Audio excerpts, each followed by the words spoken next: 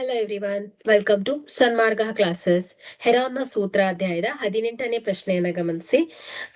Heron ಸೂತ್ರವನ್ನ ಬಳಸಿಕೊಂಡು ಬಾಹುವಿನ ಅಳತೆ X centimetre ಇರುವ ಸಮಬಾಹು ವಿಸ್ತೀರ್ಣವನ್ನ ಕಂಡು ಹಿಡಿಯಿರಿ.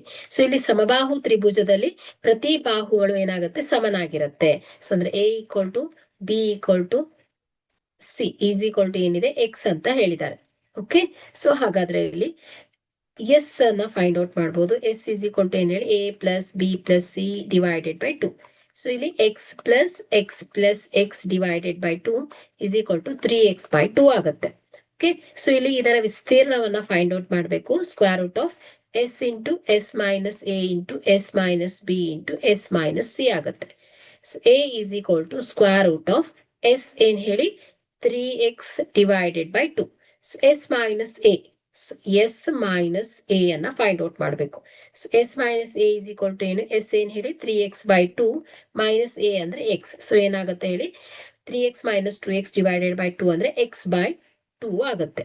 ಓಕೆ, ಸೊ ಇಲ್ಲಿ x/2.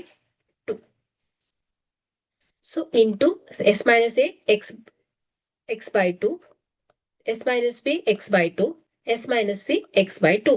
So A is equal to square root of 3 into X into X into X into X, X raise to 4 divided by 2 2 4, 4 2 8, 8 2 16 ಆಗುತ್ತೆ. Is equal to square root of 3 into square root of X raise to 4 ಏನಾಗುತ್ತೆ ಹೇಳಿ, X square divided by square root of 16 ಏನಾಗುತ್ತೆ 4 centimetre square. ಹಾಗಾದ್ರೆ ಇಲ್ಲಿ ಸಮಬಾಹು ತ್ರಿಭುಜದ ವಿಸ್ತೀರ್ಣ ಏನಾಗುತ್ತೆ ಹೇಳಿ √3/4 x² ಆಗುತ್ತೆ. Okay, thank you.